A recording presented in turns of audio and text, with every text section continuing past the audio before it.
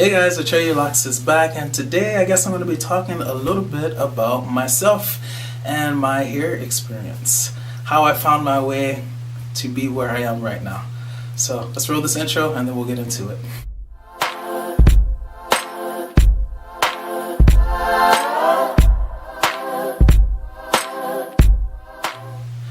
Okay, so yeah, it's I have kind of an interesting, at least I think it's interesting story about how I began this lock journey. First of all, I should say that I used to never really care for long hair. Like, I was always someone who preferred to have like a bald fade. And my dad, he is a professional barber, and he taught me how to do that to my hair. So the only two people that have ever cut my hair is my dad and me. I've never gone to like a barber or anything. It's kind of interesting when I think about it. But yeah, that was like the preferred like hairstyle for me. Like, it was just short and simple, and I didn't really have to do anything except for brush it occasionally. And yeah, it was just crazy because comparing who I used to be to who I am now, someone who has locks and long hair, it's like, wow, how did I arrive here? So I was thinking about this the other day, and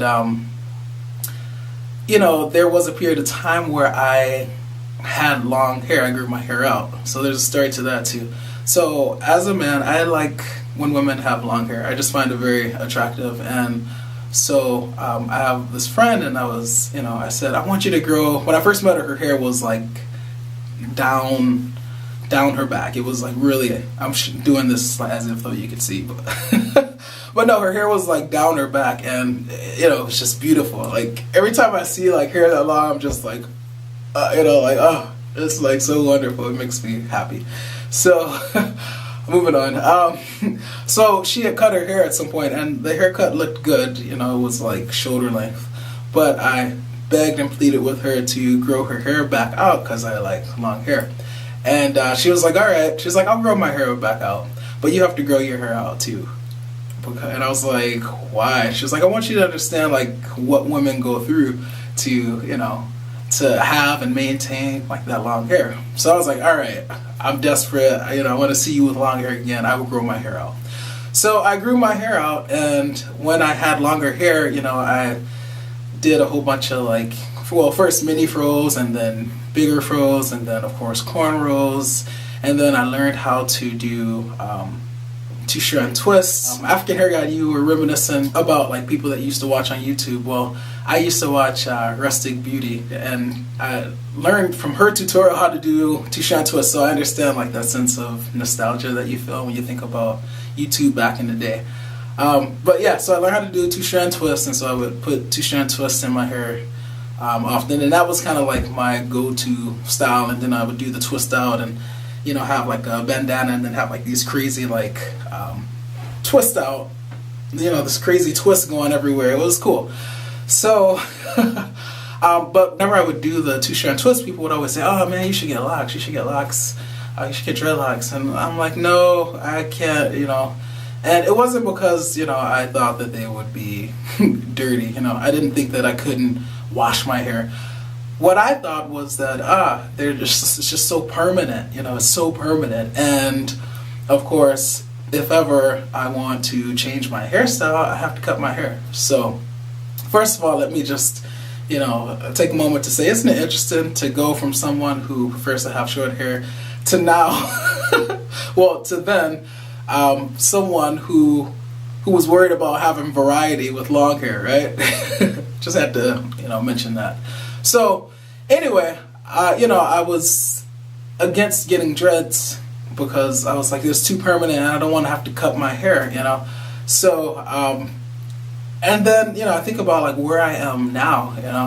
I don't remember exactly. I mean, obviously I know when I got my locks installed by my mom. That was August 16, 2014. But I don't remember quite exactly why I decided that, okay, now was the time. And it was just like at that point I was no longer afraid of having to cut my hair. Maybe it was the case that I actually learned that you don't have to cut your hair if you want to uninstall Dreadlocks. Granted, it's a tedious process to take out your locks, but you know, you don't have to you don't have to cut your hair to get them out. And so yeah, here I am today, you know, a year and 9 months and 2 weeks, I guess, plus or minus a few days, into the lock journey. And it's just interesting because I was afraid that I would have to cut my hair if I wanted them out. Obviously, you know, I know, and we all know that that's not true. I was afraid that I wouldn't have variety, but of course we all know that that's also not true, you know. Granted, I don't do much with my hair, you know, it's either like down, maybe I'll put a big hair tie on it, over it, and have it going to the back, but that kind of leads to a headache, so I don't do that too often. I'll wear, you know, hats or something. But yeah, I don't really do anything, but the variety is there if ever I choose to do so. And so it just made me think about how important it is to make informed decisions, you know.